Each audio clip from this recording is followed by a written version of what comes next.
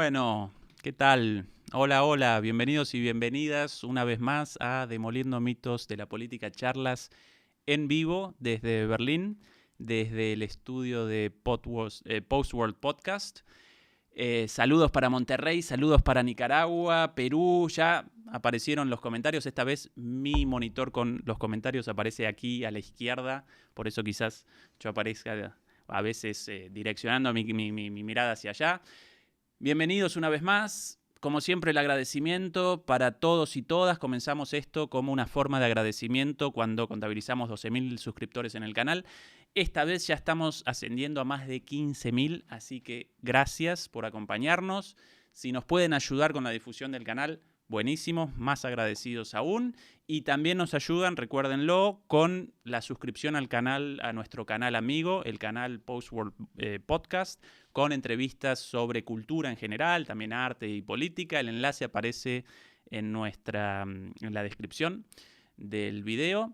Y dicho todo esto, sin más prolegómenos, presento a nuestra invitada de lujo, de recontra lujo, hoy con nosotros, la señora Jenny Pérez. Hola, ¿qué tal? ¿Qué tal, Jenny? ¿Todo bien? Un poco raro de este otro lado, pero estoy muy contenta. Gracias por la invitación. Y qué lindo que la gente nos esté acompañando. Es realmente lindo estar acá. Bueno, muchas gracias. Jenny, te presento formalmente, periodista especializada en entrevista política, en derechos humanos y presentadora de la televisión pública alemana, conocida por todos ustedes. Jenny, en este programa nosotros comenzamos siempre con un relato sobre las historias de vida de nuestros invitados e invitadas, no por chismosos, sino porque eso nos ayuda a contextualizar las perspectivas. Además, porque también la gente, los latinoamericanos acá, presentan historias de vida súper interesantes, la tuya seguramente también. ¿Dónde comenzarías vos tu recorrida personal, profesional, antes de tu presente actual? Bueno, mi vida parte en una ciudad pequeña en Chile, en Penco. Me acuerdo algunas de las imágenes quizás que son sustantivas a la hora de entender quizás el desarrollo posterior que tuve de una niña que estaba escondida bajo una mesa escuchando las conversaciones de los mayores entre política, entre cosas complejas que estaban pasando en el país. Yo nací en el año 76, ya pueden sacar la cuenta cuántos años tengo. Nací y crecí en dictadura militar en Chile, en la dictadura de Augusto Pinochet. Y claro, es verdad que de donde vengo yo se siente distinto cuando uno está en una provincia a cuando uno está en una capital. Entonces las condiciones son, claro, de una niña que nace con mucha curiosidad en un contexto complejo, en una provincia, en una capital, y que siempre soñó con conocer lo que estaba pasando a su alrededor, ¿no? Porque escuchaba, tenía mucha información, y conocer el mundo. Eso fue un anhelo que tuve siempre desde pequeña. Perdón por la ignorancia, pero ¿en qué lugar de Chile Estaba aparece región de Biobío, centro-sur, Penco? centro-sur de Chile, al lado de Concepción. O sea, yo Cerca de estudié en Concepción. Concepción, gran parte de mi vida es de Concepción, digamos de joven, y después ya me fui a Santiago, ¿no? Y de Santiago, bueno, después... ¿Para los estudios No, estuve siempre en Concepción para los estudios dentro de Chile. Okay. Y después cuando doy el salto a la capital, fue para presentar como las noticias internacionales ya con un contrato en la cadena más importante, cadena privada de Chile. Pero mi carrera partió en Concepción, en el canal de la Universidad de Concepción. Ajá. Que era sigue siendo uno de los canales regionales más importantes, y fue mi experiencia con esa cosa primaria, ese periodismo con muchas expectativas, con mucha responsabilidad y desafíos, pero con muy pocos recursos, ¿no? Entonces la creatividad, conozco gente sumamente profesional de esa universidad, pero además los técnicos, todo de primera línea, ¿sabes tú? O sea, la calidad técnica, la calidad de las discusiones editoriales que se daban, ¿no? O sea, esa escuela del periodismo comunitario, del periodismo regional, yo creo que eso me sirvió mucho para valorar las cosas que se vinieron después de mi vida, ¿no? Entonces vos comenzás con el periodismo como estudiante en el canal o en el medio de la universidad. Claro, lo que pasa es que yo estudié mi primer año en la Universidad del Desarrollo, que era una universidad privada. Después decido cambiarme a la Universidad de Concepción. Y en la Universidad de Concepción, el director de la carrera, que conocía a todos sus alumnos, era un señor, ya se murió, señor Hugo Lea, él vio que yo tenía un talento. Entonces me dice, tú tienes que presentarte a un casting porque tú deberías trabajar para nuestro canal universitario. Y digo, pero yo un casting, no sé, muy pronto, estaba recién en segundo de periodismo. Vos ahí que veinteañera. Claro, y él en esa época era el profesor además de radio. Y entonces así yo comencé trabajando en la radio del canal en la radio de la televisión de la Universidad de Concepción, que era un consorcio de medios, que lo sigue siendo muy importante en la región del Biobío, que es una región además bastante importante desde el punto de vista productivo en Chile. O sea, Concepción es como la segunda ciudad más importante en Chile. Y de radio a televisión, ¿no? Y a las noticias. ¿Y eso con llegada a la provincia, a no, la región de Biobío? A toda la región. A toda la región. De hecho, yo empecé ya siendo estudiante de tercero de periodismo, sí, ¿no? Comienzo en la entrevista política, ¿no? Con algunos tips de quien era entonces mi editor, un periodista muy querido, de Tolosa, Claudio Tolosa, y comencé yo con esta dinámica de entrevistar a senadores, por ejemplo, a Piñera, al posterior, ¿no?, presidente de Chile, lo entrevisté en 2 ocasiones cuando era senador. Sí. Entonces yo a los políticos de Chile los conozco, como decimos en Chile, cuando eran potrillos. Sí. Yo también era potrillo, era muy joven, pero comencé con esa dinámica de enfrentar el poder siendo muy jovencita, en verdad. Y fue esto un día un ejecutivo de Megavisión, del primer canal privado con mayor sintonía en Chile, estaba haciendo un seminario en Concepción, prendió la tele regional y me vio a mí y me ofrecieron trabajo y me llevaron a Santiago. ¿Te llamaron ellos a vos? Correcto. Y así me fui a Santiago, me titulé y me fui a Santiago. Y comienzo a trabajar en el área internacional porque también era un deseo mío no hacer, digamos, la crónica nacional en Chile, sino hacer periodismo internacional. Y quizás también porque también se dio la opción, había una necesidad en el área internacional de Megavisión en aquella época, y también porque, no sé, había algo internamente en Chile que quizás también los canales como Megavisión son canales comerciales, ¿no? Entonces quizás yo siempre pensaba en la parte más humana de la noticia, ¿no? Entonces, de repente, cuando se hace periodismo con un people meter, ¿no? Sí. Con medir la audiencia, y cuando eso es lo que prime, o lo que prima, realmente pensaba yo no voy a poder hacer un buen desempeño, ¿no?, en esas condiciones. ¿Vos desde el día 1 en Santiago frente a las cámaras o en algún momento primero en la redacción? No, siempre estuve en la redacción, o sea, era una época también de transición, porque yo seguía siendo una persona muy joven, había un departamento. Esto fue un ejercicio. Esto fue en el 2000, yo creo. Ah, en el ya, 2000, ok. sí, Ya 2000. Chile ya democratizado. Sí, no, ya estaba en transición. Estaba en transición en el gobierno en aquella época de Frei. Claro, en el último gobierno de Frei Ruiz Tagle, o en el único, y después, en el primer gobierno de Michelle Bachelet también, ¿no? En el primer gobierno de ella. En esa época yo estaba en Santiago, y lo digo entre comillas, porque estuvo una época donde presentaba noticias internacionales, donde hacía lo que se dice en alemán, el Beiträge, los bloques internacionales, para un público que en realidad aparentemente no consumía mucha noticia internacional, porque Chile es un país que también sigue, no sé si sigue siendo así, pero se mira mucho en el ombligo, tiene una condición bastante isleña, ¿no? Entonces, esa conexión con el resto del mundo no es muy fuerte, o por lo menos no se manifestaba así en el periodismo. Pero de pronto pasan cosas, se comienza a romper ese techo de vidrio de enviar a mujeres periodistas, ¿no?, y jóvenes a zonas de conflicto, ¿no? Y eso en esa época Luis Salazar era el jefe, también Elena Martínez llegó como nueva jefa del diario Mercurio, quiero decir, y comenzaron a mandarme también con otras colegas periodistas a hacer cosas que normalmente eran tareas de hombres, ¿no? De colegas, hombres periodistas. Sí. Y eso fue súper importante porque era una época en que todavía no estaba tematizado esto de la igualdad de los derechos de las mujeres. Siempre había un hambre muy grande en Chile por eso y en el resto de América Latina también, pero todavía no se había manifestado concretamente en procesos, digamos, institucionales o incluso en las corporaciones o en las empresas.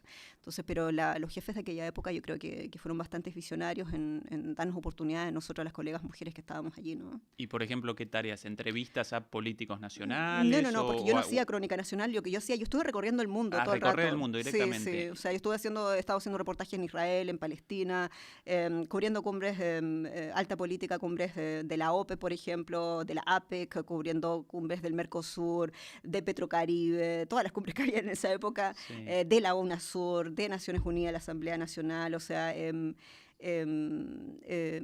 claro, todo lo que corresponde, tú haces un reporte, pero también haces un reporte, digamos, live, cuentas lo que está pasando, lo que puede ser interesante para el público que tú informas, que era un público chileno, y además también hacías tus informes, ¿no? O sea, informes que incluía, por ejemplo, tratar de sacarle lo que decíamos en Chile, una cuña, en alemán un O-Ton, a la persona del presidente en este caso. En esa época, en el primer mandato de la presidenta Michelle Bachelet, yo no cubría moneda, ¿no? Pero sí cubría muchos de los viajes que ella hizo como Megavisión, ¿no? Entonces, por ejemplo, me acuerdo haber acompañado a visitas oficiales cuando estaba Lula da Silva de presidente, estuve en Río de Janeiro, o cuando estaba Hugo Chávez, por ejemplo, y cuando tuve ese impasse con el Senado chileno, por ejemplo, y en esa época estaba Evo Morales, cuando estaba Rafael Correa en Ecuador, entonces me tocó vivir, siendo muy joven, una época bastante rica, ¿no? Digamos, en ideas políticas, en bonanza económica y un boom Sí, de las claro. materias Primas, en las materias sí. primas. Entonces me pareció extremadamente interesante, pero también ver el contraste por estas posibilidades de viaje que tenía yo, el contraste de lo que estaba pasando en América Latina y cómo se estaba, digamos, desarrollando la situación en Europa, en los Estados Unidos, no en el resto de los países de Asia o del Commonwealth. Era muy interesante, fue muy rico, fue mucha información, muchos plantones, aprender mucho de técnica, ¿no? Durante esos años. Claro que con Megavisión teníamos muchos más recursos que los recursos que teníamos en la... Concepción. Correcto. Sí. Y eso también fue una época de mucho aprendizaje. Y yo dije, esto es lo mío. Y vos todavía con 20 y pico, Y por yo, ahí. 24, sí. Una niña. Sí. Era una 24, 25, 26, y ya cuando cumplo 32, no, perdón, 30 me vengo a Alemania. Ajá. ¿Y qué determina el cambio regional? ¿O cómo desembarcás acá? ¿Cómo comenzás vos en la televisión pública acá? A ver, yo siempre tenía ganas de estudiar en una universidad extranjera, pero siempre planteé que fuera Estados Unidos. O si no, fíjate, la plaza para mí era Washington o si no, Sí. Roma, ¿no? Estudié cuando era pequeñita en una escuela donde podíamos estudiar un poco italiano y tenía como esas ganas también de ver esta cosa, estas intrigas vaticanas, toda esa política vaticana que siempre me pareció extremadamente interesante. Pero finalmente nunca se me pasó por la mente venir a Berlín, nunca. Todo este tema de la unidad alemana, de la caída del muro, me parecía extremadamente interesante, pero como país, ¿no? Para venir a vivir acá, nunca la verdad se me pasó en la mente. Pero en uno de esos viajes que hice a Alemania, conocí al que hoy es mi ex marido y nos enamoramos y nos casamos y me vine acá. Y tenemos un muy lindo hijo y bueno, me tocó como a ti, como mucho de las personas que conocemos, hacer una vida aquí en Alemania sin necesariamente proponérmelo, ¿no? ¿Y cómo comenzás acá prácticamente de cero? Porque si bien vos con muchísima experiencia, cuando uno recién llegado acá, para los alemanes y las alemanas, uno... Es muy difícil. Sí, un recién llegado. Sí, yo me vine, o sea, yo creo que cometí la locura de estas cosas que uno, cuando uno es joven y cree que lo puede hacer todo, ¿no? Y a veces esa locura, ese ímpetu te sirve para dar pasos que quizás después de los 40, no sé, yo jamás lo haría, no lo hubiese hecho. Me vine a Alemania sin hablar alemán, no sabía nada, Sí, ¿no? sí, no. Entonces, yo pensaba que con inglés podía hacerlo todo, hablaba fluido inglés, dije yo, tomo un poco más de inglés, qué sé yo, mi marido era canadiense, dije todo va a estar bien con inglés, pero claro, cuando me empiezo a dar cuenta que tenía que hacer entrevistas y que para eso realmente hay gente que no se quería exponer a una cámara hablando en inglés, tenías que pagar traductora y eso era plus, y finalmente era prácticamente no era sostenible. Pero también para vivir, o sea, realmente yo no me vine a Berlín, sino que me vine a Frankfurt, Y en Frankfurt, siendo una ciudad tan cosmopolita, es una metrópolis, realmente sin Alemania es casi imposible. Es decir, sin alemán quiero decir. Entonces me di cuenta que tenía que en realidad cambiar mis prioridades. Yo me había venido con un contrato a Europa, estaba colaborando con varios canales, el canal Caracol de Colombia, estuve con algún medio argentino, con la revista Capital. O sea, tenía realmente mucha oferta de trabajo, pero sentí yo en ese momento tengo que cambiar las prioridades, porque yo si quiero, digamos, hacer un trabajo mínimamente serio acá, tengo que saber hablar el alemán. Entonces me concentré todo un año aprendiendo alemán, quemándome las pestañas, y mi objetivo principal era entender la prensa y entender los telediarios de alemán, ¿no? Nada sencillo. Nada sencillo. El idioma alemán es un idioma Sí. difícil y el alemán de la prensa más difícil aún. Claro. ¿En un año pudiste todo Sí, eso? o sea, aprendí la gramática, Sí. realmente me esforcé mucho, porque sentí casi que era como una meta de sobrevivencia. Sí. Y realmente, bueno, más de 10 años después puedo decir hablo alemán, lo entiendo perfecto. Con muy tengo buen amigos. alemán, por cierto. No sé, yo creo que cometo muchos errores, pero no tengo ese complejo ni tampoco esa presión de hacerlo perfecto, ¿no? O sea, mi pareja es alemana, mi hijo es alemán, mis amigos son alemanes, y debo decir que escribo o sea, me puedo comunicar emails en alemán, escribirlos sin problema, puedo leer la prensa, Sí. puedo escuchar los telediarios, las cosas complejas, incluso los programas que es la etapa más difícil de entender un idioma extranjero, el humor. Esos programas de humor político que me encantan, ¿no? Entonces puedo decir hoy día, con todo lo que me costó, que sí ha sido una meta alcanzada. Sí, realmente admirable, porque el alemán nada fácil y a diferencia del castellano, el alemán de la calle y el alemán de la prensa, el alemán culto, con una diferencia muy grande. Uno puede quizás acá, después de un tiempo, para gente recién llegada acá, sin muchos estudios de alemán, puede establecer diálogos cotidianos, pero de ahí a realizar la lectura de un diario, un salto mucho más grande que en el español de la calle, el español cotidiano y el español de la televisión, de la prensa. Sí. Y me preguntabas también por ese salto al canal público Sí. alemán. Yo creo que el camino natural para trabajar un canal alemán natural es que una persona, un niño, un chico que estudió, una muchacha que estudió en el colegio alemán, trabaje en un canal público alemán. Es como el proceso natural. Pero también habla de lo maravilloso que es trabajar en la actual casa televisiva que tengo, porque también, digamos...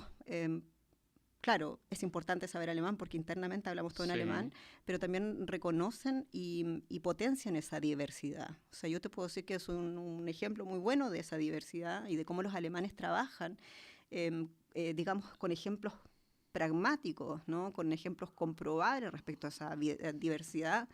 Y eso me parece que es muy linda en una época donde las palabras han perdido mucho significado. ¿Vos presentás tu currículo directamente? No. Realmente, como trabajaba para tantos medios en esa época, sí. uno de los productores le dijo a otro productor de Deutsche Welle que había una persona, una periodista chilena de mucha reputación, le puso, digamos, mucho énfasis a que yo tenía mucha experiencia internacional y que deberían invitarme a un casting porque estaban ampliando la programación en español. Y realmente yo recibí un llamado. Te llamaron. Yo recibí un llamado para invitarme a ese casting. Ajá. En esa época yo lo veía como un imposible, porque yo vivía en Frankfurt, tenía mi situación personal, mi hijo, pero finalmente las cosas se dieron de tal manera y tan naturalmente, debo decir, que todo calzó, ¿no? Y aquí estamos una década después, sentados hablando. Y con la experiencia ahora de la televisión, o de los medios en Alemania, la experiencia de Chile, ¿qué comparación podés realizar? ¿Cuál hasta tu balance preliminar de todo lo vivido en cuanto a contrastes, similitudes, lo mismo, no? Yo creo que hay cosas en el ejercicio periodístico, si te refieres a eso, claro. son las máximas, deben ser siempre las mismas, ¿no? Me parece a mí que ahora, estando en la arena internacional, hay muchas cosas que se valoran mucho. Cuando ya te decía, partes de ese punto donde tenés que hacer grandes cosas con casi nada, ¿no? valorar eso, ¿no? La creatividad, la resiliencia, ¿no? La capacidad de disciplina también, porque en un pequeño equipo de tus resultados depende todo, digamos, la viabilidad de un proyecto.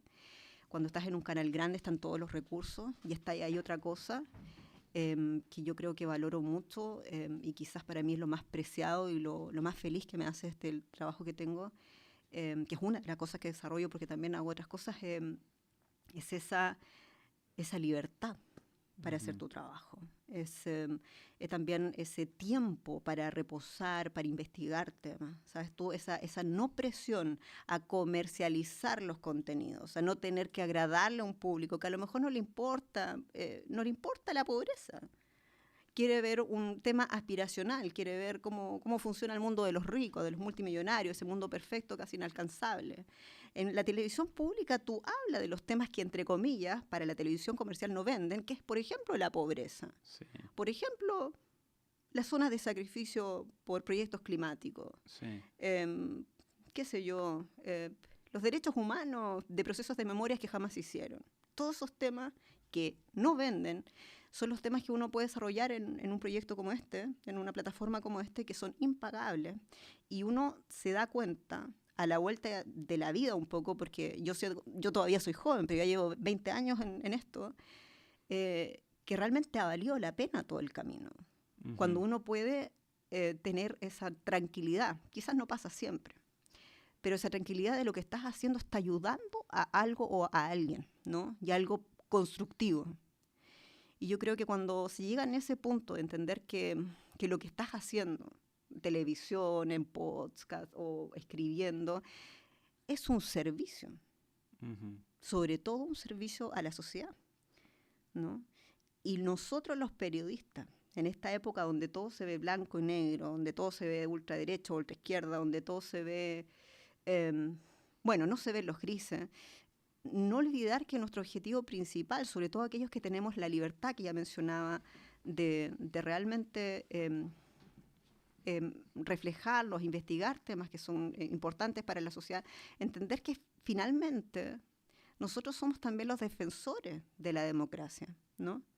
Yo lo veo de esa manera, creo que a lo largo de todos estos 20 años he aprendido eso, que el buen periodismo también es un pilar para el avance o por la sanidad democrática de un país, ¿no? Y sí, eso me hace muy contenta. En estos 3 pasos tuyos, vos, por un lado, realizas una contrastación entre el tiempo y la libertad de la televisión pública en Alemania con respecto a la televisión privada en Chile, pero a la vez realizás una reivindicación del periodismo comunitario. Uh-huh, absolutamente, ¿verdad? Porque en el periodismo comunitario, por ejemplo, lo viví también conociendo colegas míos que actualmente siguen, después de haber egresado de la primera universidad en la que estudié, sí. Trabajan en radios comunitarias, por ejemplo, y son los primeros que les toca enfrentar el poder. Pero no solamente eso, ganando súper poco, muchas veces enfrentándose al hostigamiento del poder, ¿no? Sucede en México. Estuve haciendo el programa El Reportero hace algunos años, en donde nuestros colegas periodistas, mujeres y hombres, se mueren por enfrentar el poder, ¿no? Y digo el poder asociado al narcotráfico, el poder, no digo de izquierda ni de derecha, el poder político, ¿no? El que ejerce el poder político a veces en nombre de una ideología, en nombre de una bandera, pero que finalmente hace política por el poder. Entonces estos colegas que no ganan ni $160 al mes para que se hagan cargo, pero además una cosa más, ni siquiera Ezequiel pueden poner su nombre, porque mira lo que hago yo. Yo al final la gente me conoce y a veces recibo aplausos que a lo mejor ni siquiera merezco. Reconocimientos que no merezco. Hay gente realmente que entrega todo por hacer valer esa convicción en la que están de construir una sociedad mejor, ¿no? Enfrentando incluso a los poderes que los sobrepasan, ¿no? Y eso es lo que está pasando en Centroamérica, está pasando en México de una manera muy visible. Pero hay hostigamiento a la prensa en todo el mundo. Hay retrocesos. Digamos, hay un índice que se mide bastante fehacientemente cada año, que es de Reporteros Sin Fronteras, que es una ONG alemana que tiene su oficina principal aquí en Berlín, y que está dando cuenta de que conforme retrocede la democracia, ¿no?, en nuestros países, en el mundo, retrocede también la libertad de prensa. Sí. Entonces, Jenny, antes de comenzar con la conversación en este tema, porque hoy vamos a establecer el foco ahí se en me fue la olla. libertad de prensa, la relación entre la libertad de prensa y la democracia, el deterioro democrático. No, simplemente quería realizar un comentario respecto a los periodistas invitados acá. Muy interesantemente, todos ellos presentaron distintas cuestiones, como todos ellos realizaron reivindicaciones de cosas distintas en su formación como profesional. Por ejemplo, recuerdo en la última conversación en vivo acá con Alejandro Berkovich, él realizaba un reconocimiento de la militancia. Realizaba un reconocimiento de la militancia política como parte de su formación profesional. En el caso de Carmen, ella recordaba incluso sus orígenes en el campo y su formación en una escuela católica, por ejemplo. Para vos, la televisión comunitaria. Muy interesante cómo cada periodista va determinando su perspectiva de acuerdo a su historia y va realizando una reivindicación de distintas cosas para realizar su trabajo, ¿no? Sí, es absolutamente válido. No solamente la televisión comunitaria, probablemente la radio comunitaria, que es el medio más fácil de montar, o estos podcasts, por ejemplo, pero nos estamos dando cuenta cómo medios independientes digitales son ahora los que están emprendiendo la mayor cantidad de investigaciones periodísticas contra la corrupción, ¿no? Son los que están desatando golpes periodísticos. Se asocian pequeñas radios, por ejemplo, de colegas muy disciplinados para trabajar con muy poquitos recursos.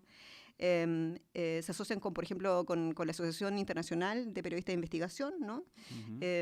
O con instituciones que existen a cargo o están a favor de apoyar la libertad de prensa.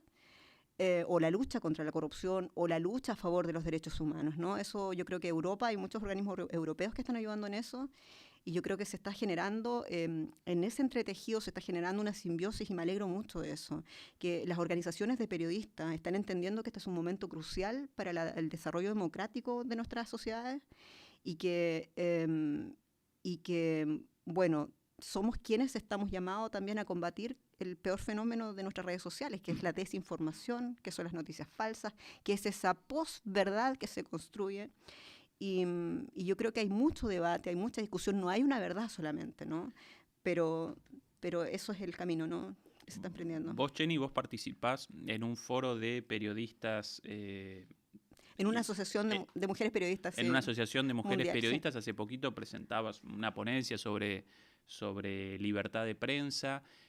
¿Cuál tu visión, de alguna manera ya comenzaste un poco con tu análisis, cuál tu visión de la situación actual de la prensa, de la libertad de prensa en el mundo, su relación con la democracia, eventualmente con el deterioro de la democracia? ¿Qué análisis realizás vos del tiempo presente?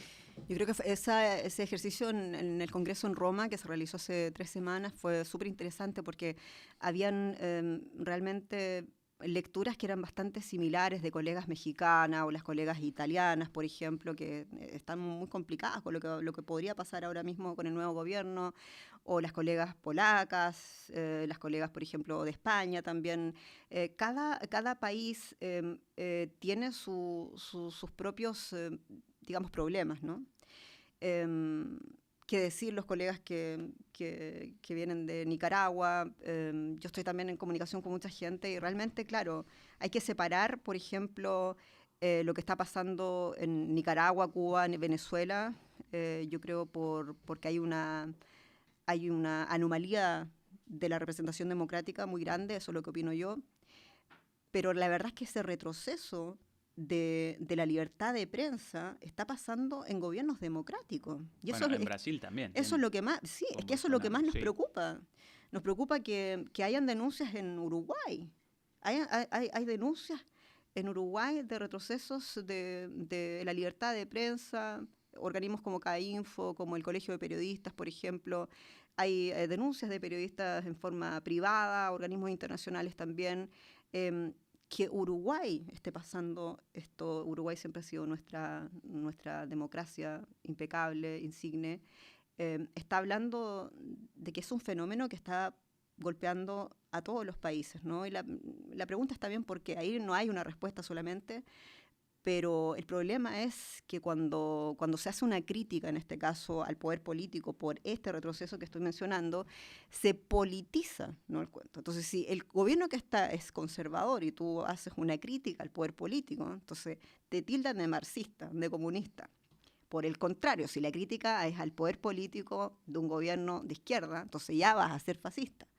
O sea, en esta dinámica de hacer el ejercicio de criticar el poder político, quienes hacemos política, que es la arena más árida, ¿no?, de nuestro quehacer periodístico, estamos siempre expuestos a no hacer las cosas bien. O sea, siempre expuestos a la crítica brutal de la gente. Y yo creo que a veces también es verdad.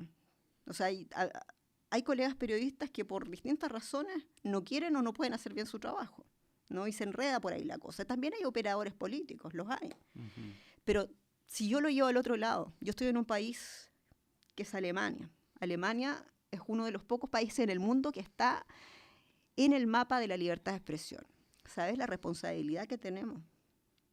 Hacer las preguntas que los colegas de Centroamérica, por ejemplo, o de Sudamérica, o de Europa, ¿no? No pueden o no quieren hacer. Es nuestra obligación moral ante un retroceso democrático, digamos, evidente, ¿no? Sí. En todo el mundo. Yo de ese análisis, yo participo de tu análisis en cuanto al deterioro democrático a escala global y sus consecuencias para la libertad de prensa y el trabajo de una buena prensa. Establecería o realizaría una diferenciación entre tres grandes causas, más allá de las cuestiones nacionales. Por un lado, la cuestión de el surgimiento de las nuevas extremas derechas a escala global como una de las cuestiones. Por otro lado, la cuestión actual de la guerra como otro. Y en tercer lugar, el desafío de las nuevas plataformas digitales, las cuales también connotan un desafío para la libertad de prensa y la libertad de expresión. Si comenzamos por la primera de esas tres cuestiones, el surgimiento de las nuevas extremas derechas en América Latina, en el caso de Brasil con un presidente, pero en todos los otros países con partidos, en Chile casi en la segunda vuelta, recordarás la elección en Chile, en Argentina también, en México también, bueno, Trump en Estados Unidos, en Europa, en todos los países, en algunos con la llegada al gobierno, en otros no. ¿En qué medida ahí Italia ahora, ¿no?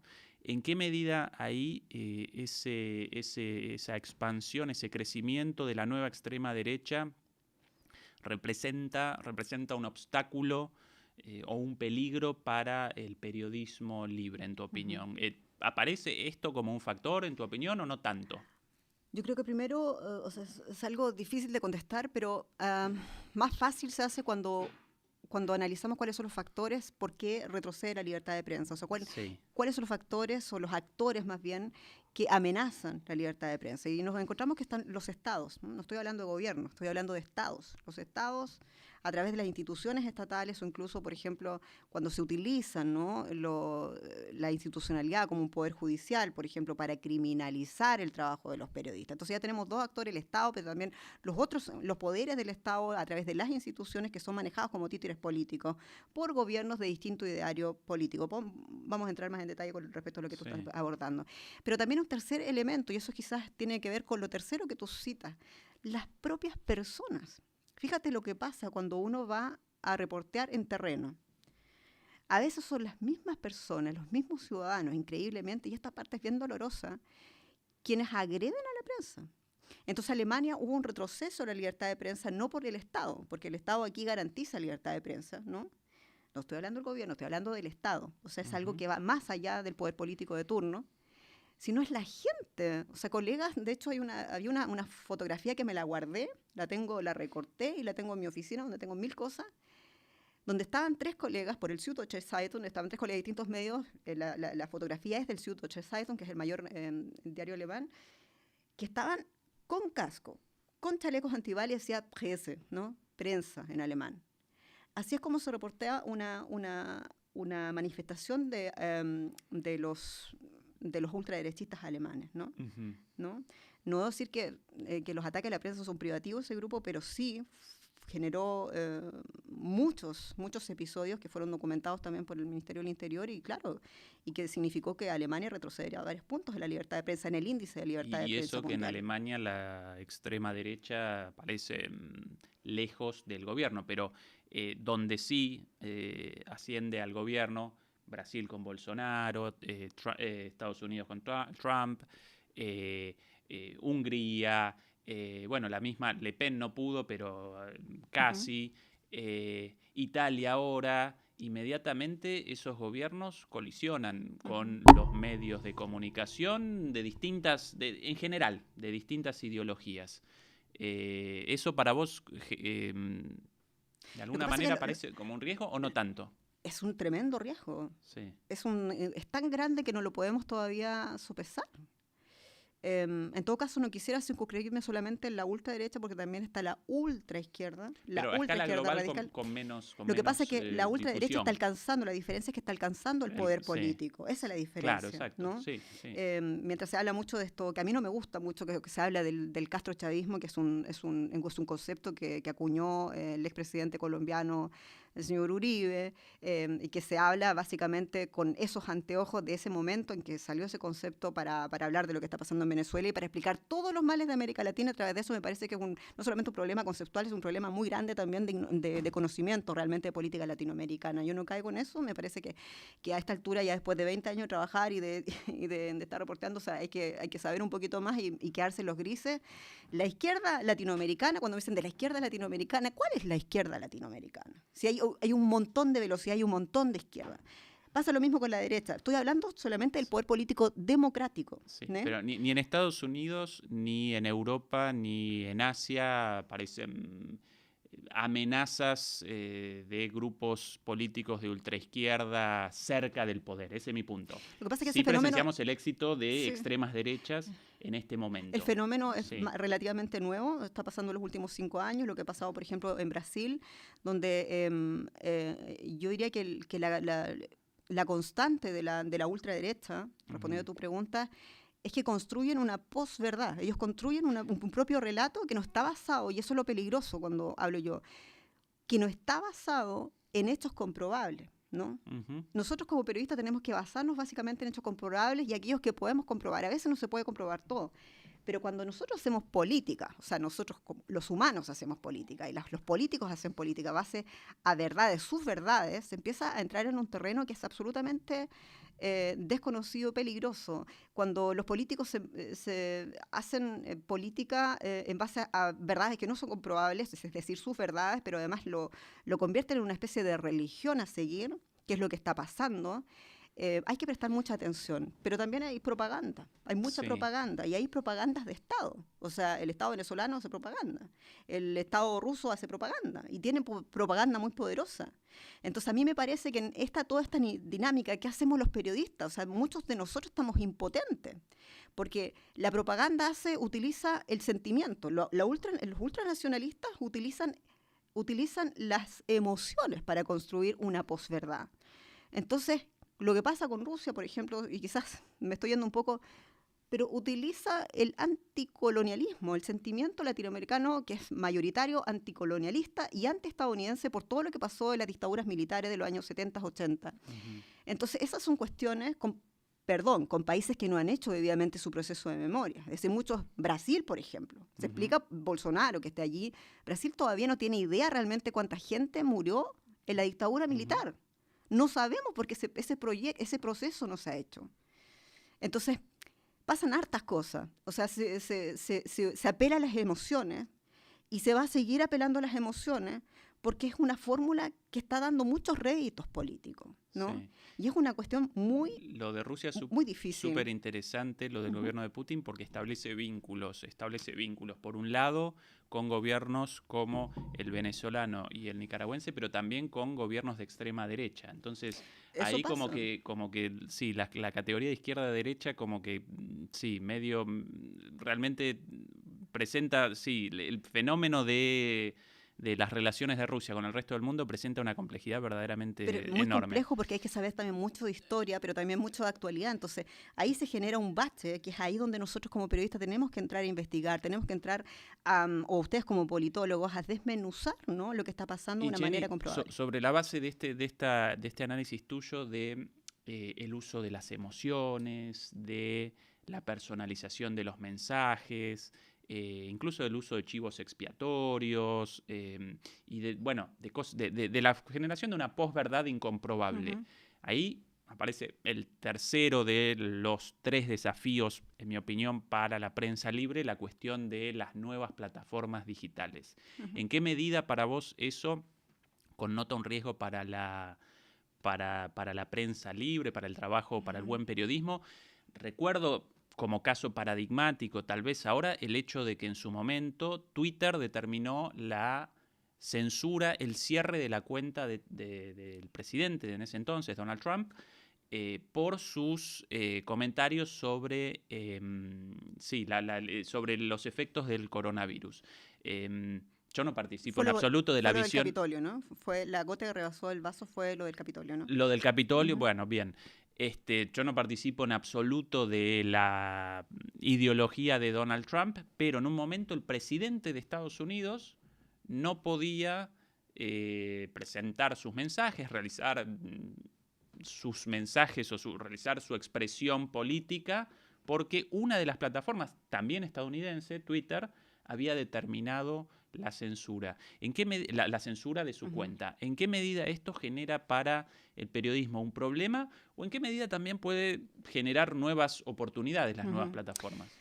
Hace 20 años todo el mundo decía, no, no hay censura, no debe haber censura, ¿no? Pero lo que pasa es que ha cambiado mucho en nuestras sociedades. O sea, fíjate que ahora tú te enfrentas a un político, a un diputado, a una persona que te está contando una historia que no solamente que no es comprobable, sino una historia que no existe, ¿no? Entonces tú al final puedes tener hoy día, y se ven, digamos, en los canales de muchos de nuestros países en las Américas, a veces se ven periodistas impotentes entrevistando a no sé, a una diputada, por ejemplo, como pasó hace una semana en Chile, a una diputada del partido Vox de España, por ejemplo. La diputada contaba una dimensión absolutamente distinta de lo que decían los hechos comprobables. Entonces se veían periodistas impotentes enfrentando a una persona que básicamente estaba diciendo su posverdad. Esta es la impresión que yo tengo. Y eso es un ejercicio que nos estamos viendo, digamos, enfrentados. Es un gran desafío cada vez.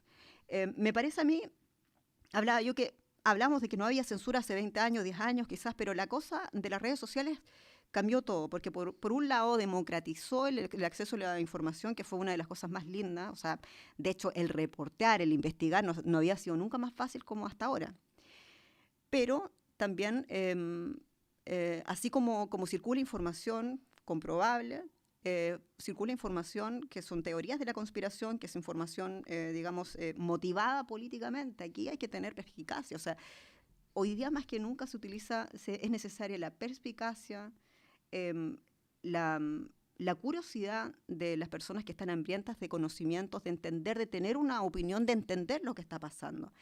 Y para terminar lo que está la idea, o sea, hace 20 años, hace 10 años decíamos, no, es que no tiene que haber censura, ¿no? Lo de Donald Trump, por ejemplo. Sí, yo creo que nos cayó mal a muchos que trabajamos en este rubro. Sin embargo, hemos aprendido en la última década, y quizás principalmente en los últimos 5 años, de que la libertad de prensa, me corrijo, la libertad de expresión sí tiene un límite. Y el límite es el odio, ¿no? Son las noticias falsas y es la violencia.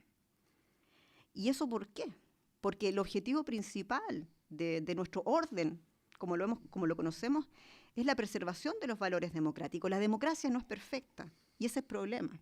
Que la democracia tiene que, para que nosotros entendamos realmente el tiempo que estamos viviendo, la democracia, el ejercicio democrático va a conllevar necesariamente, quizás ahora, un gran nivel de desilusión. Y esa desilusión por el hundimiento y por la ineficacia de los partidos tradicionales, estoy hablando de partidos de izquierda, centroizquierda, socialdemocracia, estoy hablando de la supuesta derecha liberal, la derecha social, que yo no sé dónde quedó la derecha social.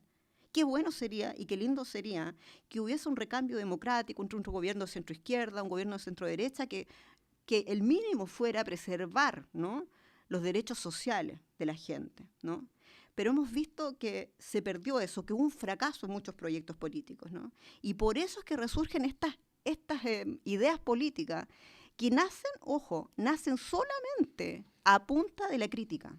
Cuando les toca gobernar, cometen aberraciones. Y yo creo que ese trago amargo de gobiernos de ultra vamos a tener que lamentablemente tragarlos, porque no conocemos la historia, no conocemos nuestro proceso democrático, no conocemos la historia, y porque no estamos simplemente bascando y tragando un discurso políticamente motivado para intereses de otros, ¿no?, por las emociones.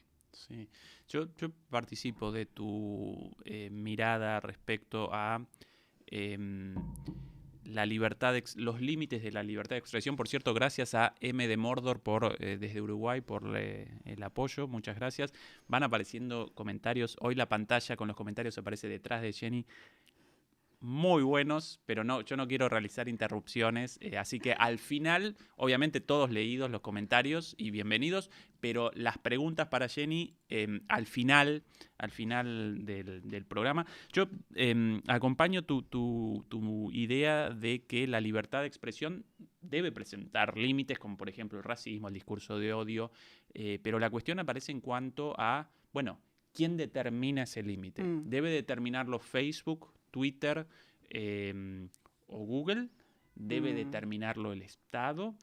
¿No debe determinarlo nadie? Es la gran discusión en un contexto en el cual el propio funcionamiento de las plataformas digitales, las cuales personalizan los mensajes a un punto verdaderamente escalofriante. Ellos pueden determinar qué quiere cada uno de sus usuarios a partir del análisis de sus datos, qué quiere, a qué mensajes va a reaccionar y, por ende, con el solo objetivo de la permanencia de los usuarios frente a la pantalla, porque el negocio de ellos responde a la publicidad. Entonces, cuanto más tiempo frente a la pantalla, más publicidad vendible. Entonces, genera una selección de noticias en Twitter, en Facebook, en Instagram, en YouTube, de recomendaciones basadas en dos cuestiones.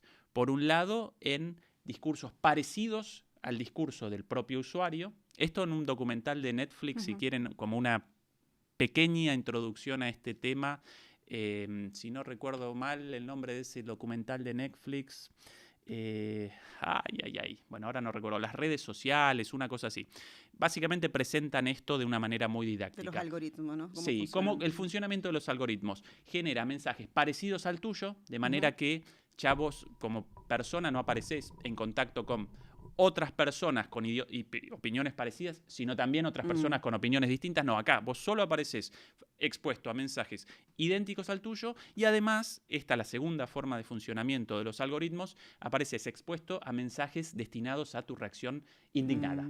Cosas para generar la indignación y de manera que vos no abandones la pantalla, ¿no? Bueno, es el funcionamiento. Entonces, en ese marco, ¿quién debe realizar esta regulación, ¿no? Sí, no lo quiero llamar esta tutela de los mensajes posibles, pero sí este cuidado de que alguien en ese marco no pueda generar la difusión de discursos racistas, de odio, antisemitas, islamofóbicos. Sí. Yo estoy a favor de la regulación. Yo sé que también incluso esa postura es muy controversial con respecto a otros colegas que no están de acuerdo con eso. Yo creo que sí es necesaria una regulación. Me parece que tampoco esa regulación pasa por una solamente arista o por un actor. Me parece que bueno, Twitter tiene algunos patrones, YouTube tiene otros patrones, Google tiene otros patrones. Me parece que la mercantilización... Pero propios claro, de ellos. Propios, pero claro. Por eso digo, la mercantilización, esto es en un contexto también comercial, ¿no? Sí. De la venta de información puede llevar también a aberraciones. Yo creo que también, más allá de eso, no han sido efectivos, ¿no? Porque los discursos de odio no los pueden detener. Entonces, recordemos lo de Cambridge Analytica. Lo de Cambridge Analytica, pero esa Cambridge Analytica que realmente sabemos que a través de una campaña de noticias falsas, independientemente que la señora candidata no haya sido la mejor mejor y haya cometido también aberraciones, ¿no? Porque aquí hay tejado de vidrio en ambas partes. Pero la verdad es que hoy día un presidente puede ser presidente en base a noticias falsas. Y pasó en la primera campaña de Bolsonaro. Y para eso no hay que ser de izquierda, perdón, hay que ser objetivos. Eso son hechos comprobables. Y pasa, Cambridge Analytica logra llevar a Donald Trump al poder, pero Cambridge Analytica, bueno, pierde un juicio, porque mucha gente a lo mejor se perdió eso, pierde un juicio en Reino Unido, se disuelve, pero logra rehacerse en otras empresas que hacen lo mismo. Está muy presente en América Latina, pero si además Steve Bannon lo reconoce, hace una entrevista que realizó, una hora de entrevista a BBC World hace 3 semanas, reconoce esta estrategia que hay a nivel internacional para que ganen los partidos ultranacionalistas o nacionalistas o populistas nacionalistas en el mundo, ¿no? Y eso lo están haciendo con una estrategia comunicacional bastante articulada. A mí me parece eso bastante alarmante. Sí. Me parece bastante alarmante para el ejercicio también de nosotros que no trabajamos con posverdades, o que no deberíamos por lo menos. Nosotros trabajamos en pasos hechos comprobables. Me parece que esto es una cuestión donde hay que tomar un poco de aire y decir, ahí me ayuda M. de Mordor otra vez con el nombre del documental, El dilema de las redes sociales, recomendado para todos en sus casas si alguien quiere, una introducción a este tema súper complejo, pero ahí presentado muy didácticamente, El dilema de las redes sociales en Netflix. Sí. Y respecto a la regulación, me parece que, claro, estas empresas han fallado hasta ahora en esa regulación mínima que se había propuesto. Me parece también que ha habido unos intentos de, por ejemplo, la Unión Europea, que tiene sus propios marcos. Me parece que quizás puede ser el camino, pero claro, es controversial, porque a fin de cuentas también es una censura, ¿no? Pero como yo creo que hemos aprendido en los últimos 5 años que nuestra historia se va para un lado indeseado, ¿no? No tenemos control de realmente de hechos comprobables, no tenemos control de la verdad. Nosotros siempre los medios de comunicación, los periodistas perseguimos la verdad, pero a veces no la alcanzamos, y eso también hay que decirlo, a veces cometemos muy grandes errores, ¿no? A veces se tergiversa, ¿sí? Por Dios, nos equivocamos. Sí. Pero si hay un plan, ¿no?, para generar una posverdad, para favorecer un proyecto político, me parece a mí que eso debería inquietarnos mucho como sociedad, sí, ¿no? Yo en ese caso, por cierto, gracias a Patricio del Sabio por la donación. Acá una pequeña infidencia. Patricio del Sabio, uno de mis amigos, de los amigos de mi infancia, y este canal iniciado en parte por sugerencia de él, así que gracias, Pater, por la donación. Yo en ese caso, Jenny, yo participo de tu idea de que el Estado democrático debe realizar esa función como la realiza en los medios convencionales, sí, en la televisión alemana, francesa o incluso de otros países. Estamos hablando de Estado, no de gobierno. Aquí no el gobierno, claro, sí, el Estado. Una persona realiza un mensaje xenofóbico, racista, contrario, por ejemplo, a la política sanitaria respecto al coronavirus, para mí corresponde el control democrático de eso, sí, por encima del control de las corporaciones privadas. ¿Por qué yo establezco el foco ahí? Porque el Estado democrático, con todas sus falencias y con el riesgo de un gobierno autoritario, cierto, en última instancia responde a la elección popular. Sí. En cambio, la decisión a los intereses del de los ciudadanos, de no los a la ciudadanos, elección popular, ¿no? A la elección popular basada en los intereses de los ciudadanos, ¿no? Supuestamente un Estado democrático desciende de la voluntad del pueblo, del voto a sus legisladores, a sus gobernantes, etcétera, etcétera. En cambio, las políticas, por más que discutidas, las políticas de Facebook, Google o Twitter, en realidad las determinan en una empresa en la cual ni yo ni vos participamos en esa discusión. Esa es mi visión, consciente de que cualquier tipo de control siempre connota el riesgo de una censura. Sí. Pero, ¿cuál es la alternativa? Bueno, la anarquía total y que las extremas derechas, en este caso, capitalicen eso para, en el marco de estos discursos basados en la indignación y en la personalización, puedan generar la difusión de un discurso de odio. Sí, el discurso de odio cala muy bien en personas que no tienen mucha información o mucha educación, nivel educacional, digámoslo, lamentablemente es así, porque apelan a las emociones, no al contenido, no a la historia, ¿no? Pero también en personas que están desilusionadas, ¿no? En personas que... anda a hablarle a un venezolano, por ejemplo, que está en Chile, que apoya a un proyecto de centro-izquierda. por ejemplo, ¿no? Entonces nos confronta constantemente con lo que hemos vivido, ¿no? Con las decepciones que acarreamos. Y yo creo que lo más importante en este tiempo, cuando la gente se enfrenta a Facebook, se enfrenta a su página de Instagram o Twitter, que lea la información, pero que la lea desde un punto de vista crítico. El problema es que eso hay que tener herramientas para hacerlo, ¿no? Sí. Desde un punto de vista crítico. Y también me dirijo a los colegas periodistas también, porque nosotros a veces también podemos caer en el ejercicio de juntarnos y de hablar solamente con la gente que piensa más o menos como uno. Yo creo que eso es el error también y algo que tenemos que luchar, de no atrincherarnos en nuestros propios pensamientos, en nuestras propias opiniones, ¿no? Sí. Yo creo que es tan importante, así como hacer un cortafuego, ¿no? A la violencia, a las noticias falsas, ¿no? Al discurso de odio. Es tan importante también que nosotros como periodistas, ¿no? Como buscadores de verdades, nos detengamos en el gris. Es que no todo es blanco y negro. Hay muchos grises y a veces los grises se puede construir algo nuevo y generar digamos, una visión constructiva de lo que está pasando. Y yo creo que esa visión apocalíptica, ¿no? La campaña del miedo, que es tan útil para ganar campañas políticas hoy día, eso también hay que combatirlo. Sí. Yo ahí, Jenny, realizaría un matiz con respecto a tu visión. Yo, a partir de mi experiencia personal, yo siendo una familia de clase media, y para mí, las personas de clase media responden a estos mensajes personalizados y basados en la indignación tanto como las personas de clase baja con menor formación técnica o académica. Para mí el discurso parece tan bien pensado para, de alguna manera, desencadenar la reacción de alguien muy estudiado, que yo no realizo ahí una diferenciación entre la gente de clase baja acompaña estos discursos tontos y la gente de clase media o alta no. Para mí... es que no son discursos tontos, son discursos extremadamente refinados. Bueno, en ese sentido, sí. Sí. No estamos de acuerdo, estoy totalmente de acuerdo. Okay. O sea, las personas incluso es un desafío, ¿no? Para cuando uno se enfrenta por el tema de las vacunas, por ejemplo, cuando uno se enfrenta a un montón de información de un hecho todavía incierto como es el desarrollo de las vacunas, es que es muy difícil. Mucha gente antivacuna, gente formada, con una buena situación económica, de todos lados.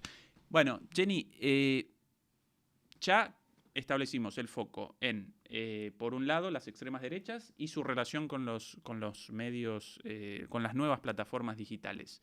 ¿Cuál el último, para mí, de los grandes desafíos para la libertad de prensa respecto al tiempo actual con la guerra? ¿En qué medida? Ahora recuerdo la frase alguna vez escuchada por ahí de que en la guerra la verdad representa la primera víctima mortal de un conflicto. Yo no participo de la idea de la verdad como una única verdad objetiva. Para mí, la objetividad, la verdad representa una construcción, pero considerando la verdad como el buen trabajo periodístico, ¿en qué medida la guerra cercena esas libertades, aún en un país relativamente privilegiado como Alemania? ¿Para vos presenciás eso o en tu opinión no tanto? ¿Cuál tu visión de eso? Yo creo que primero en una guerra la víctima es la verdad, porque los periodistas no tienen las condiciones mínimas para informar, ¿no? Entonces eso lo primero. Se construye, se trabaja en un proyecto de investigación en base a lo que dicen tus testimonios, en este caso tus testigos, los reporteros que están en el lugar. Entonces, si los reporteros por una situación de guerra no pueden estar, ya estás bastante ciego, ¿no?, en el tema. Pero yo creo que también hay que separar lo que pasa a nivel político y lo que pasa a nivel del ejercicio de la profesión. A mí me parece que hay que separar ambas cosas. O sea, cuando se habla de la prensa alemana, la gente que no conoce muy bien cómo es la situación acá tiende a creer que son decisiones políticas. O sea, aquí realmente hay libertad de prensa, porque aquí puedes encontrar expresiones muy conservadoras o expresiones incluso muy, muy progresistas de lo que está pasando en respecto a la guerra en Ucrania, y también se ve reflejado en el arco político alemán, ¿no? Con dos coincidencias: Alternativa para Alemania, que es el partido de ultraderecha, con el partido Die Linke, que son ambos partidos del espectro político en los extremos opuestos. En las antípodas, sí. Claro, tienen una posición respecto al tema de la guerra de Ucrania y respecto a Rusia, una posición sin embargo parecida. Entonces, ¿cómo se puede dar eso, por ejemplo? ¿Y cómo reacciona la prensa respecto a eso? A mí me parece que sí, me parece que la prensa alemana ha sido extremadamente cauta para cubrir el tema. Y de nuevo, a mí no me gusta generalizar, pero si tengo que generalizar, o sea, me parece que siempre los bytracks de radio, por ejemplo, esta información dijo tal, esta otra información dijo tal, pero ojo, no hemos podido comprobar esto de forma independiente. ¿Qué otra cosa nos queda por decir? ¿No? Sí. Yo mismo he dicho, realmente uno está en posición de llevar adelante un diálogo cuando tú misma no estás en esa guerra, no sabes lo que está pasando, pero sí se sabe lo que está pasando a nivel político, y sí se sabe, y esto es el tema de los límites, sí se sabe que es una guerra ilegal. Y a las personas que le duela esto de que la guerra de Vladimir Putin es ilegal en Ucrania, le duele a usted, y le digo, esto lo personalizo, le duele la guerra de Irak, que fue una guerra ilegal, la guerra de Afganistán, que fue una guerra ilegal, la guerra de Siria, que fue una guerra ilegal, también debería dolerle la guerra de Ucrania. Hay situaciones políticas, hay contextos políticos, hay fracasos diplomáticos y políticos, de acuerdo, pero esa guerra de agresión es una guerra ilegal y ese es el mínimo. Sí. Porque nosotros los periodistas debemos partir para analizar esta guerra. Eso es lo que pasa en Alemania, desde ese punto de vista me parece a mí... Completamente de acuerdo con vos. Ahora, la invasión de Rusia a Ucrania, la invasión de Estados Unidos a Irak no generaron la misma respuesta en la prensa. En el caso, por ejemplo, Carmen acá. Carmen, como periodista, ella remachaba que ella personalmente no acompañaba el mensaje de los medios rusos, de RT, pero que ella, como periodista, querría todas las voces en el espectro... ¿Te refieres a la censura de Russia Today en Europa? El espectro de medios en Europa, y esos medios aparecen censurados. Sí, pero es una decisión política. Claro, si pero eso no generó, en el momento de la guerra en Irak, no generó la prohibición de CNN, quien acompañaba la invasión a Irak. Entonces... Evidentemente, las guerras cercenan un poco. Sí, claro, pero también hubo un quiebre con Rusia. Había un quiebre de gran parte de Occidente con Rusia. Y ese es un problema que sí, los medios de comunicación que son permeables, ¿no? En todo sentido de la sociedad, eso se iba a materializar. Me parece que sí es interesante de repente hacer comparaciones históricas a propósito de lo que hemos estado hablando, de que es importante conocer la historia para entender lo que está pasando ahora, lo que se puede proyectar, pero también para que no nos tomen por tontos, para no ser carne de cañón, ¿no? De las redes sociales. Me parece a mí que hay que recordar, hay una cosa, yo hablaba de las guerras ilegales, pero sí yo veo una diferencia, porque si tú te acordarás, el lobby que inició Estados Unidos en esa época, George W. Bush, como hizo con todos los gobiernos, que le acompañaran en el Consejo de Naciones Unidas para lograr la legalidad de la invasión a Irak, ¿no? ¿Qué pasó? ¿Qué pasó? Me acuerdo que en esa época estaba el presidente de Chile, Ricardo Lagos, y lo digo, eso sí que me sale un poco, yo digo, nunca hago periodismo con banderas, pero eso sí que lo cuento como para recordarlo, porque el presidente Lagos, de un país chiquito como es Chile, le dice no al presidente más poderoso del mundo en esa época, George W. Bush. Y también le dijo no a Alemania.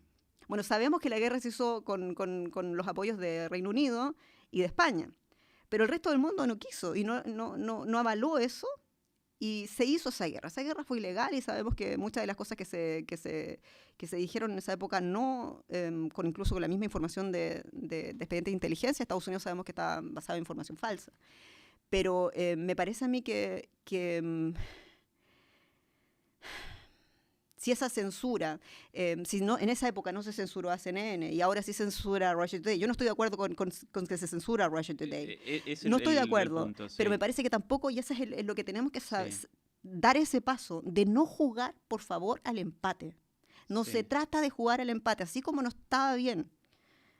O estuvo bien que no se censurara a CNN o a las cadenas que eran, en tu opinión, que pudieron haber informado, digamos, según a favor de los Estados Unidos, que hoy día ocurre distinto con lo que es Russia Today, ¿no? En mi opinión, Russia Today hace mucha propaganda, como está censurado Russia Today, en realidad no veo mucho más, entonces prefiero realmente no meterme en esa arena. Me parece a mí que no fue una decisión política adecuada, porque después de todo estamos en Europa y en Europa es libre, eso sobre todo Europa es libre. Pero bueno, eso fue una decisión política y me parece que no sé si ha ayudado en realidad a la narrativa a la credibilidad de los medios, a la credibilidad del relato periodístico, no sé si ha ayudado, me parece que no. Vamos a esperar a ver qué dicen nuestros colegas que están estudiando este fenómeno de una manera más fehaciente, pero me parece que fue en realidad quizás un paso que fue contraproducente para nuestro objetivo principal, que es llegar a nuestras audiencias, que llegar a los ciudadanos, ¿no? Con nuestro trabajo. Sí, yo completamente de acuerdo con vos. Yo, por suerte, en ese momento Alemania no acompañó la invasión a Irak y yo no hubiera querido la prohibición de las cadenas estadounidenses en ese momento y no querría ahora la prohibición de las cadenas rusas, no porque yo participe del mensaje de las cadenas rusas y de hecho como cadenas estatales responden linealmente a las directivas del gobierno, pero ¿cuál es el límite? Bueno, ¿dónde determinamos? Para acá la censura sí y para acá la censura no. Esa es la cuestión de fondo, el debate. Yo creo que hay una institucionalidad en cada país. Yo creo que es al final lo que va a pasar probablemente se va a actuar, cada estado va a tener que tomar sus propias decisiones. Este debate de la ley de medios, por ejemplo, está en muchos países latinoamericanos. Chile está analizando esto y hablar de la ley de medios es una cuestión bastante compleja porque las historias que tenemos de gobiernos que trataron de implementar una ley de medios que fue conocida después posteriormente como ley Mordaza, ¿no? Fue realmente contraproducente, pero con esta coyuntura, ¿no? Que está pasando a nivel internacional, la ley de medios sí es algo que muchos estiman como algo necesario y están discutiendo en eso. Me parece a mí que va a ser el Estado de cada país que va a determinar un poco los límites con la representación política, pero también con las instituciones. Y a mí esta cuestión, esto puede salir muy bien o puede salir muy mal. Porque aquí en Alemania, por ejemplo, por constitución hay un cortafuego con la ultraderecha, por ejemplo, con la derecha que no es democrática o con ninguna fuerza política que no sea democrática, por constitución, por la historia de este país. Pero ese cortafuego no existe prácticamente en ninguna otra parte del mundo. Además, Alemania tiene un país que tiene muy fuertes instituciones. El poder judicial funciona aparte. Independientemente, quiero decir, ¿quién de nuestros países puede realmente decir el sistema judicial funciona realmente independiente del poder ejecutivo? Son muy pocos. Y nos estamos dando cuenta que la desconfianza en las instituciones va aumentando, porque la desigualdad social continúa, porque los privilegios de una poder judicial que favorece a uno y castiga con distintas varas a los ciudadanos también queda en evidencia, porque ahora hay más información a la mano. Entonces, claro, este marco debería venir del Estado, pero ¿qué pasa si el Estado es débil? ¿Qué pasa si el Estado no es suficientemente democrático? Puede salir la jugada muy mal, y eso me preocupa. Yo como matiz, Jenny, yo sí presencio en Alemania un deterioro democrático con la guerra, como en todo el mundo, y más aún con las partes participando, y para mí ese deterioro democrático cercena en parte la libertad de prensa. Como confesión mía, por ejemplo, yo comenzaba el día con la lectura de las noticias alemanas de Der Spiegel, por ejemplo, ¿no? Considerado como un medio serio, de renombre en Alemania. Para mí, esto es una opinión mía personal, desde el inicio de la guerra, protagonizó un cambio de Spiegel en el sentido de que de repente aparecieron cosas más cercanas a la propaganda que al análisis político. No todo, sin dudas, pero yo realizo una visión crítica de eso. Para mí la guerra en Alemania también, en todo el mundo, en Rusia y en Ucrania por completo, ahí aparecen solamente los discursos oficiales, pero en los países como Alemania también la guerra generó consecuencias en la libertad de expresión y, por ejemplo, yo ahí, en el ejemplo de Der Spiegel, para mí, la libertad de expresión en ese medio presentó un deterioro. Mi opinión personal, pero bueno, discutible también.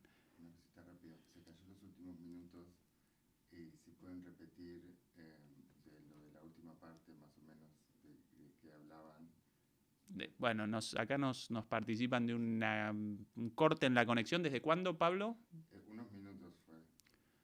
Pero la gente está viendo si pueden volver a repetir lo que estaba por decir Jenny sobre Rusia. Que no sé cómo me acuerdo. No tengo ni idea. Bueno, ¿ahora ya nosotros aparecemos en línea de nuevo? Sí. Bueno, aparentemente por un problema con la conexión, las cuestiones de la modernidad.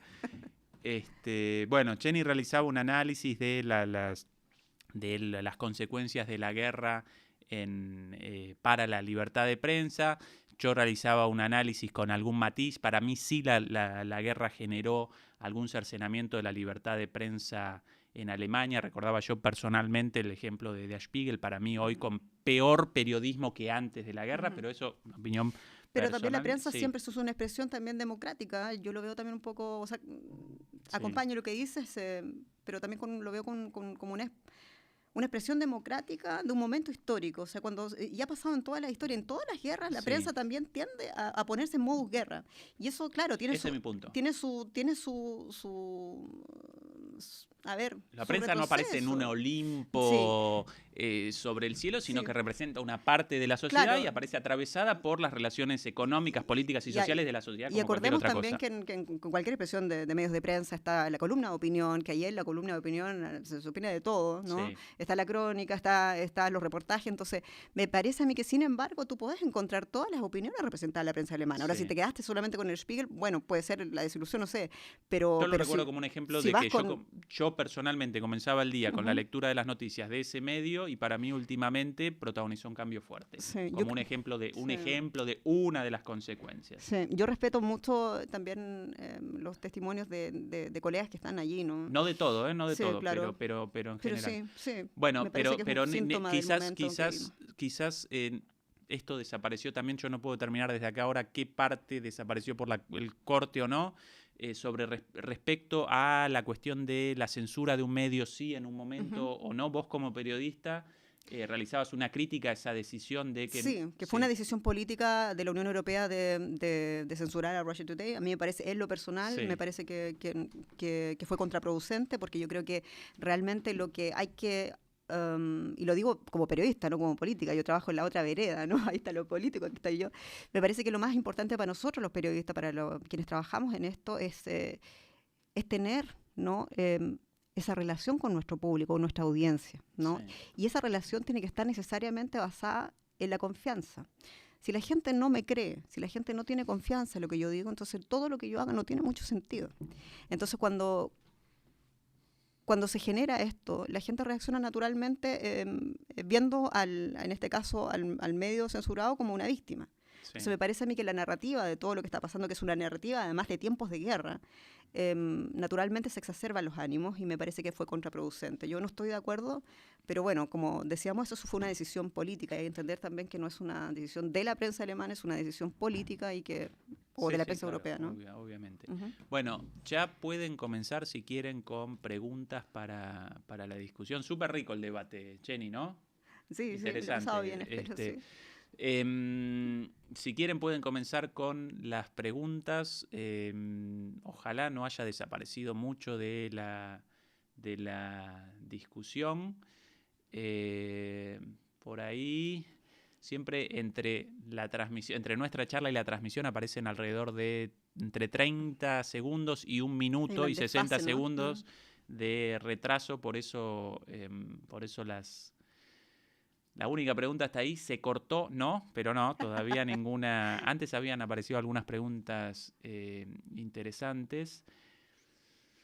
Bueno, a la espera de algunas preguntas. Jenny, ¿cómo redondearías vos la cuestión de libertad de prensa en general? Vos ya presentaste un montón de cuestiones distintas. ¿Algo en el tintero para yo creo que la gente tiene que entender que todos los ciudadanos y ciudadanas de este mundo tenemos derecho a la información. Yo creo que tienen, así como nosotros los periodistas tenemos que entender que nuestro servicio es para los ciudadanos, ¿no? Y para preservar los valores democráticos, que no son perfectos, ya sabemos, pero son los valores del orden que tenemos. Me parece que así también la gente tiene que entender que tiene que proteger a su prensa, tiene que proteger a los periodistas. Y a los periodistas, bueno, que no hagan bien su trabajo, también denunciarlo. También si hay un artículo de prensa que no esté bien escrito, ahora, por ejemplo, ha cambiado muchas cosas y una herramienta siempre en online de feedback, ¿no? Cuando hay algo que no esté bien escrito o que no esté bien, que esté tendenciosamente escrito, entonces haga uso de esa herramienta de una manera respetuosa, ¿no? Si va a criticar a alguien, no denoste a alguien, ¿no? Si no le gusta la presentadora, bueno, está bien, está en su derecho, diga, pero no denoste, no haga el discurso de odio, del discurso misógino. Yo recibo muchos ataques yo he recibido pero montones de ataques también orquestados, y cada vez que entrevisto a un político. Sí. Es que ya te decía al principio, si es de derecha, se me caen todos los... Bueno, el tema de ¿no? la polarización, ¿no? Pero sí, pero además porque también yo no sé si también mis colegas me dicen, no, pero esto es bot, o sea, hay muchos colegas técnicos saben identificar lo que son bots de lo que son usuarios reales, pero no es fácil de este otro lado, ¿no? Implicarse cuando uno hace una entrevista, cuando uno se participa en un debate, implicarse con todo lo que uno es. Y digo yo con todo, ya me voy a destruir el micrófono, con el rostro, con el nombre, con lo que uno hace, con lo que uno es. Entonces, yo creo que también esa sensibilidad de nosotros, esa obligación moral, ética de nosotros que tenemos con nuestros ciudadanos, ¿no? Por el servicio que prestamos también, que la gente entienda que a los buenos periodistas, a los periodistas que estén bien interesados en construir, digamos, esa relación de una manera constructiva, vale la redundancia, que cuiden a su prensa, que no la demonicen y que critiquen, ¿sí? Y eso está bien, constructivamente. Yo creo que eso Ahí es ya algunas algo preguntas lindo. justo ligadas a esto último. Preguntale si no teme por su vida o si recibe amenazas. Su discurso debe ser incómodo para el poder económico. Jenny, ¿alguna vez alguna amenaza recibida? No sé, cuando entrevisté a José Antonio Cast Sí, en Chile. en Chile, o sea, no lo entrevisté en Chile, la entrevista fue por Skype. No fue él, sino que fueron los seguidores de él, ¿no? Directamente, una amenaza a tu vida. Sí, cuando vengas a Santiago, ahí tengo todo un poco documentado. Pero realmente, no sé hasta el día de hoy si eso eran bots o eran realmente usuarios. Algunos de ellos eran aparentemente usuarios. Yo pasé algunos antecedentes de la PDI. Sí. Pero realmente yo creo que, a ver, los medios chilenos ahí querían hacerme una entrevista. La Asociación de Mujeres Periodistas y Escritoras que pertenezco sacó un comunicado, ¿no? Yo creo que eso no es nada lo que le estoy contando comparado con lo que viven nuestros colegas en Centroamérica. Sí. Los colegas que se enfrentan allí Bukele. Los colegas que se enfrentan al gobierno mexicano, los colegas que se enfrentan a Nicolás Maduro, los colegas que se enfrentan hoy día, no se puede generalizar ni tampoco, poner en la misma vara los ejemplos, pero aquellos que están denunciando la corrupción de los amigos del presidente, del gobierno de turno, y que ganan poca plata, y que a veces los echan. Son esos los colegas los que yo digo, ellos son los que están realmente en peligro. Yo estoy haciendo periodismo muchas veces a 9.000 kilómetros de distancia, ¿sabes? Por eso que cuando yo hago una entrevista a un político, yo lo hago en nombre también de los colegas, con esa impronta, de los colegas que no pueden hacer las preguntas que hay que hacer, ¿no? Es nuestro deber. José David, ¿qué opina de la ética de Julian Assange? Buena pregunta ahí. De la ética de él no lo conozco personalmente. O del caso, sí. Eso me parece a mí que... A mí no me gusta lo que está pasando con él. No me gusta que esté detenido. Me parece que, ya hablamos al principio, mi especialización en derechos humanos, me parece que desde ese punto de vista no es ético lo que está pasando.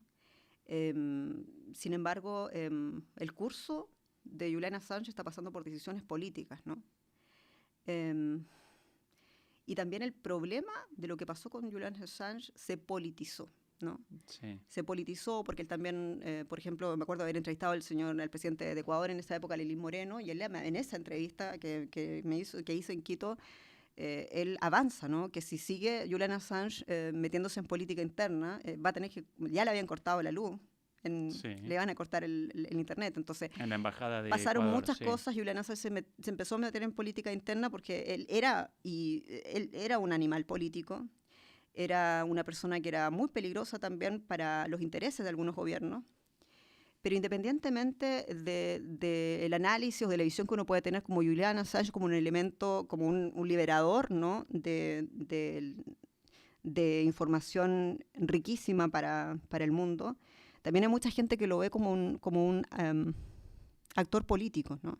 Y yo creo que en un momento él sí se transformó en eso. Independientemente de eso, independientemente de lo que usted crea, existe algo que se llama derechos humanos, ¿no? Y yo creo que allí habría que escuchar realmente y prestar mucha atención a lo que está diciendo las organizaciones que tienen contacto con él, de cómo está él, y realmente de si los juicios que le están haciendo son realmente...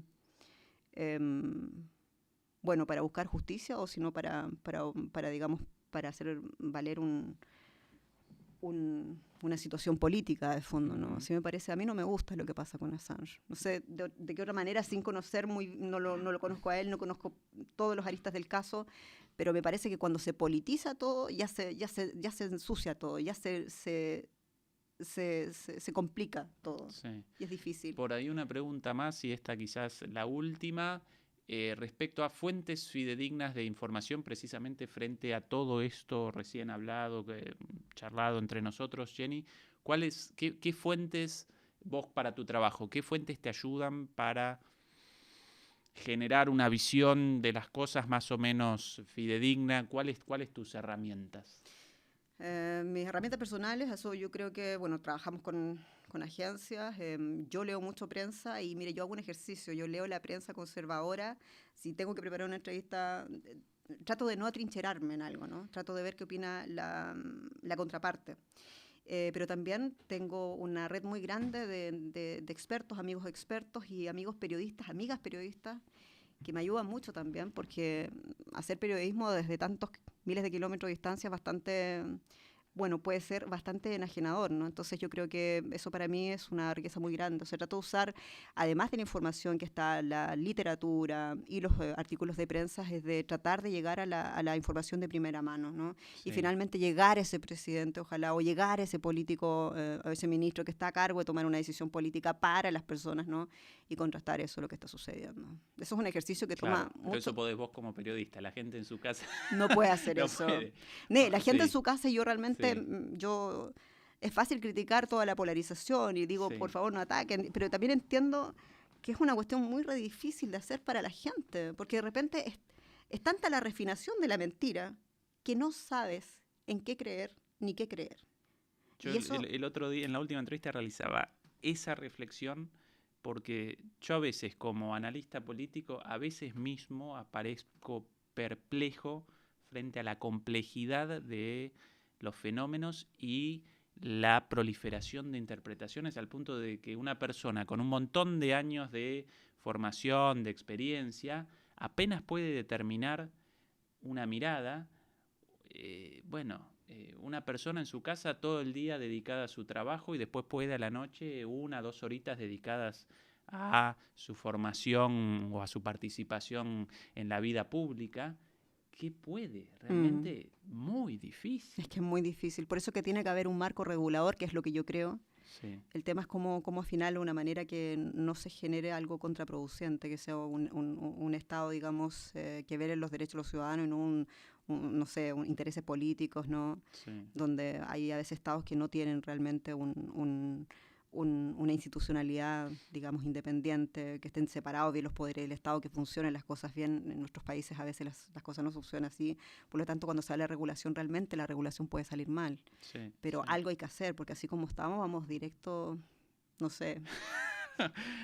Jenny, nosotros acá siempre para nuestros invitados, de alguna manera, presentamos un pequeño regalito. Pero ya tengo 2 entonces. Muchas gracias. Ese es el logo del canal, por eso el regalito de la tacita simbólicamente. Muchas gracias. Jenny, un Así placer con la charla con vos, Lo mismo súper digo. rica, agradecido de corazón por tu participación y una vez más acá la muestra de tu formación y de tus virtudes como periodista, porque realmente podés responder sobre cuestiones muy distintas con muchísimo conocimiento. Realmente un placer la charla con vos. Muchas gracias, lo mismo digo. Gracias por la invitación y gracias. Me la he pasado muy bien, ha sido lindo recordar algunas cosas. Muchas gracias, de verdad.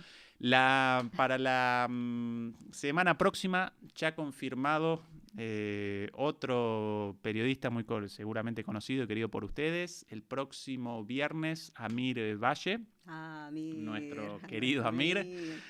Con Amir seguro que en algún momento van a aparecer cosas respecto a su trabajo como novelista, ahí con algunas joyitas guardadas por ahí maravillosas. Cómo escribe ese hombre, wow. Y también los temas de su literatura.